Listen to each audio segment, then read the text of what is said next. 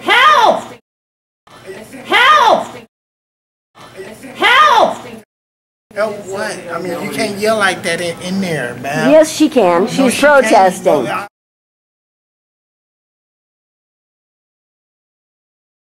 understand that, but you can't yell out like that. Yes, you can. You should. We are citizen journalists who are in a public event. The Constitution says freedom of press and freedom of speech, and we are being made to leave. They are calling the police because we tried to film this event. The system is fundamentally irredeemably corrupt, and once you recognize that, you have two choices. You can stay within the system, or you can step outside the system. You can step outside the box you talk about. And most people are afraid to do that. Goethe pointed out some 2 centuries ago, none are more hopelessly enslaved than those who falsely believe they are free. There's no escape from runaway greenhouse. We're done. We're damned if we do and damned if we don't. So let's do. Let's do something beyond the omnicide of the mainstream. Let's do something to stop the degradation of the soil, the fouling of the air, the polluting of the water. Let's do something to slow the rate of species extinction. According to a 4-year-old, undoubtedly very conservative report from the United Nations Environment Program, we're driving to extinction 150 to 200 species every day. Seems a pretty poor legacy for Homo sapiens, the self-proclaimed wise ape. 200 species are going extinct every single day, as Guy just informed us, and this has been the case for years now. We are likely to begin seeing periods of ice-free Arctic by as soon as this coming summer, or the summer of 2016 at the latest. The 14 hottest years on record have all occurred in the last 16. August, September, and October this year were each the hottest months ever recorded respectively, and this year is on pace to be the hottest year ever recorded. Coal will overtake oil as the dominant energy source by 2017, and without a major shift away from coal, average global temperatures could rise by 6 degrees C by 2050, leading to devastating climate change. I'm reminded of American political activist Mario Savio in his best-known line. He was participating in the sit-in at Berkeley Sprawl Hall, just across the bay from here on December 2nd, 1964. In response to a speaker, he said, quote, "There's a time when the operation of the machine becomes so odious, makes you so sick at heart that you can't take part. You can't even passively take part, and you've got to put your bodies on the gears and on the levers and on all the apparatus, and you've got to make it stop." It's that time. This is a public event, and we're covered by the Constitution, and we're protesting. What's going on? We came to a public event, we're trying to video it, and we were thrown out because they have paid people in there. But this is a public event. We're covered by the United States Constitution, freedom of press and freedom of speech. We have the right to do this. What are the terms and conditions that you're not supposed to record? Terms and conditions are in the Constitution of the United States. The terms and Freedom of press. Look at the brainwashing. Who are you filming it for? I'm an independent journalist and videographer, and I'm filming it from the newspapers I write for. Because I do radio work, and I was hoping to tape some too. I was just curious. Did they stop you from taping? Well, actually, I ran out of batteries, but they probably would have. These guys have threatened to call the police. Well, maybe you can interview the individual people afterwards. Sure. One of them came over to the stage after speaking and told me to turn my camera off. The topic is ecological collapse, and I think we're going to start off with Guy McPherson. I never know what to do. Go to the podium, that increases the separation between me and you. That sucks. So you're all sprawled out.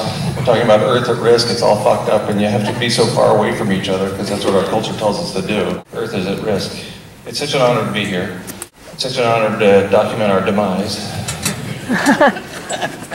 And that's what we have. That's what we're here. We're witnesses, right? Occasionally we're warriors, but mostly at this point we're witnesses as we observe the decline of the living planet.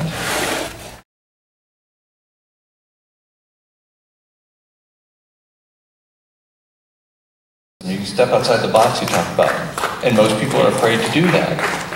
Most people still love this system because this is the system, the other people that are taking care of them, that are feeding them, that are causing the food to show up in the grocery stores, and the water to come through the municipal taps, and I don't have to do anything.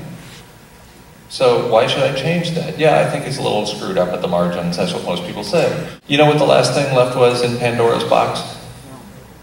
Hope.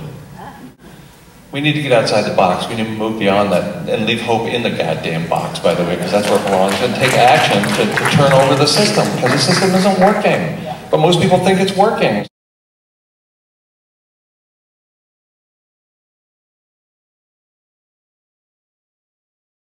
So if you have a problem with any of that, you should probably take it up with the union that actually does the video. Okay, there's a sideways shuffle. Sure, we're going to contact the union.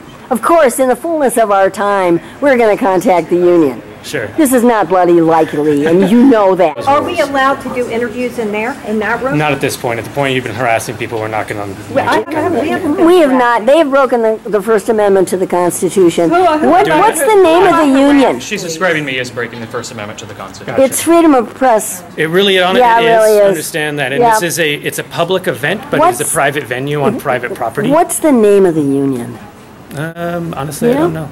So how could I contact a union whose name I can't get? Wait, you can contact the venue. I could find out for you if you'd like. No. About finding out about the rules. No, I like that other part that you talked about where this was a public event in a private venue. So you're dealing with half of the issue, which is half of the First Amendment here.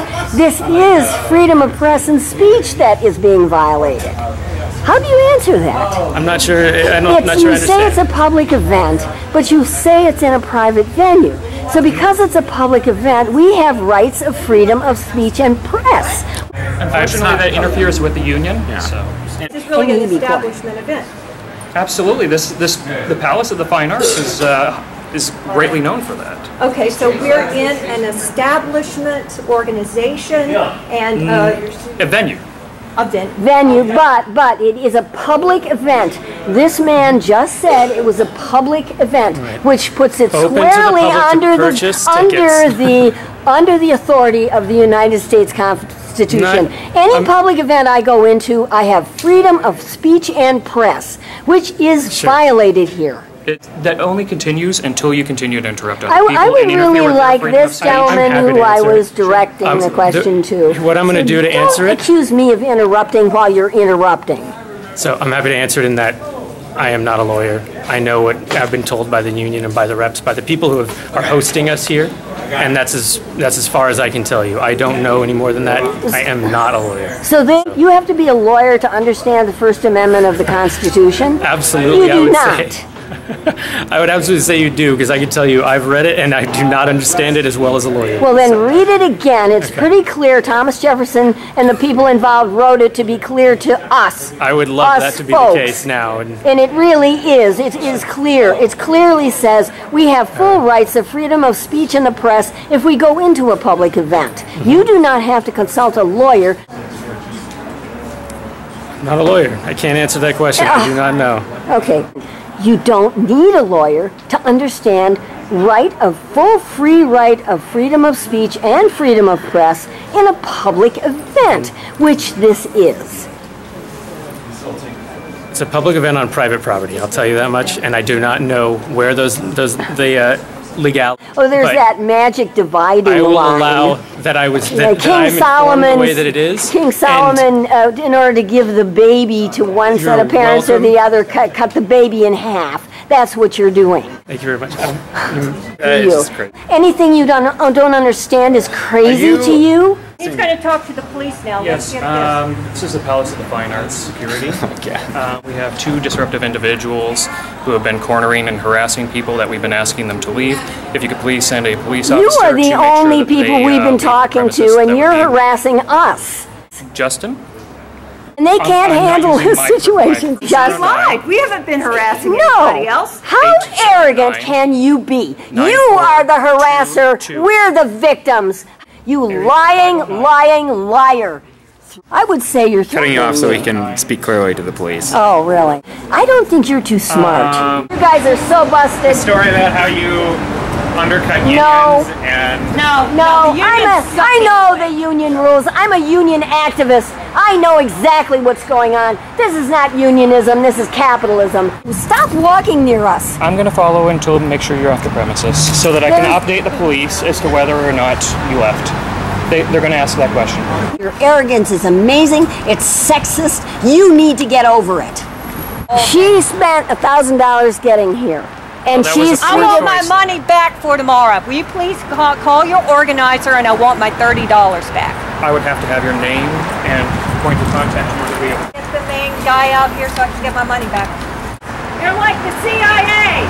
They won't leave us alone. Let's go ahead and give her 5 cases. Honestly, I wish that they didn't have the same rules and that you could videotape. Oh, now you're going to try to make yourself feel better? Just don't, come on, buddy. I'm just here as an organizer, and right now you're interrupting. You're trying to make yourself feel better by saying, I'm just a peaceful, nice guy, just doing my job.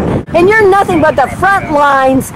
You're quasi-cops, and that's all you are. And somebody turns the key in your back and tells you what to do, and you follow their orders. That's who you are.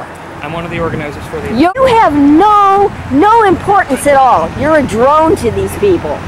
All of us are, man. I'm not.